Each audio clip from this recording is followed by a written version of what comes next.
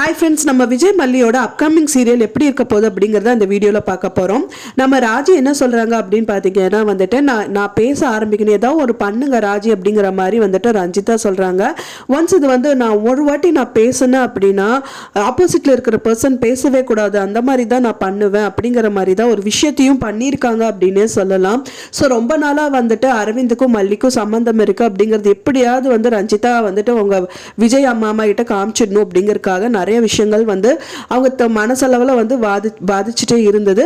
So ஆனால் வந்து அது பண்ண விடாமல் தடுத்ததே வந்துட்டு ராஜி தான் அப்படின்னே சொல்லலாம். ஸோ அது வந்து கரெக்டான டயத்தில் வந்து தான் அது காமிக்கணும் அப்படிங்கிற மாதிரி வந்து சொல்லிட்டு இருந்தாங்க.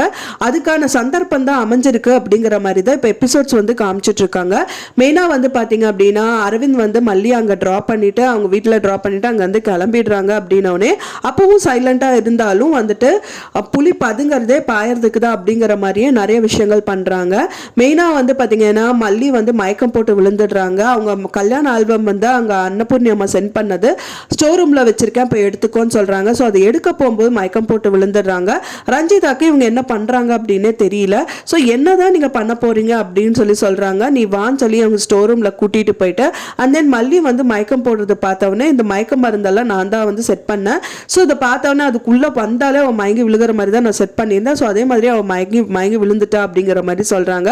ஸோ மயங்கி விழுந்தது மட்டும் இல்லாமல் வந்து பார்த்தீங்கன்னா அரவிந்தோட நம்பரை வந்துட்டு மல்லியோட மொபைல்லேருந்து எடுக்க சொல்லியிருந்தாங்க. ஸோ அதை வச்சு பெரிய சதிவேலை தான் பண்ணுறதுக்கு இருந்திருக்காங்க. அதே மாதிரியே வந்து பார்த்தீங்கன்னா அவங்களோட மொபைல்லேருந்து சிம்மை எடுத்து வேறு சிம் கார்டு போட்டு அந்த நம்பர்லேருந்து மல்லி நம்பருக்கு கால் பண்ண சொல்லி மல்லியோட நம்பர் வந்து ரொம்ப என்கேஜாக இருக்கிற மாதிரியே செட் பண்ணிட்டு மல்லியோட ரூமில் 2 பேரோட ஃபோனையும் வச்சுட்டு வந்துட சொல்லிடுறாங்க. அதுக்கப்புறம் தான் விஜய் கிட்ட சொல்கிறாங்க, இந்த மாதிரி விஜய் நீ மல்லிக்கு கால் பண்ணு, என்ன எங்கே போனான்னு தெரியலையேக்கா அப்படிங்கிற மாதிரி கேட்கும்போது நீ மரியாதை கொடுத்தாதான் எனக்கு எல்லாருமே மரியாதை கொடுப்பாங்க அப்படிங்கிற மாதிரி சொல்கிறாங்க. அப்புறம் நான் கண்டிப்பாக மரியாதை கொடுப்பேன்னு சொல்லிட்டு மல்லியை தேடும் போது தான் அவங்க ஹெல்ப் பண்ணுற மாதிரி வந்துட்டு விஜய் கிட்ட சொல்கிறாங்க, நீ மல்லியோட நம்பருக்கு கால் பண்ண, அப்போ தான் அவள் எங்கே இருக்காங்கிறது தெரியும் அப்படிங்கிற மாதிரி சொல்கிறாங்க. இவரும் கால் பண்ணுறாரு. கால் பண்ணும்போது என்கேஜாக இருக்குக்கா அப்படிங்கிற மாதிரி சொல்கிறாரு. ஃபைனலாக வந்து பார்த்தீங்கன்னா அது வந்து அரவிந்தோட நம்பருன்னு சொல்லிட்டு அந்த நம்பரில் சேவ் பண்ணி தான் வச்சிருப்பாங்கன்னு தான் நினைக்கிறேன். ஒன்ஸ் இவங்களோட சிம் கார்டு வந்து போட்டிருந்தாங்க இல்லைங்களா, அது வந்து அரவிந்த் அப்படின்னு சொல்லிட்டு அந்த கான்டாக்டை மாற்றிருப்பாங்கன்னு தான் எனக்கு தோணுது.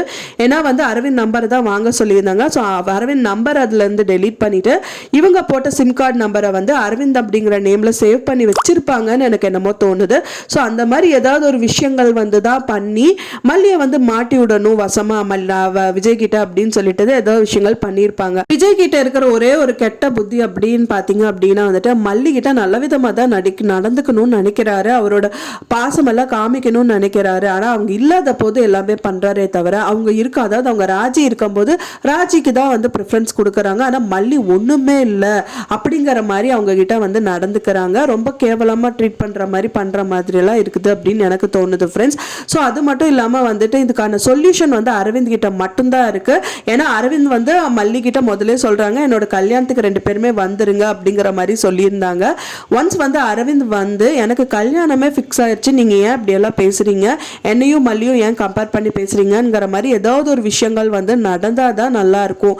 ஏன்னா வந்துட்டு அவரோட சைடில் வந்து ப்ரூவ் பண்ணால் மட்டும்தான் மல்லியை நம்புவார் அப்படின்னு நினைக்கிறேன்.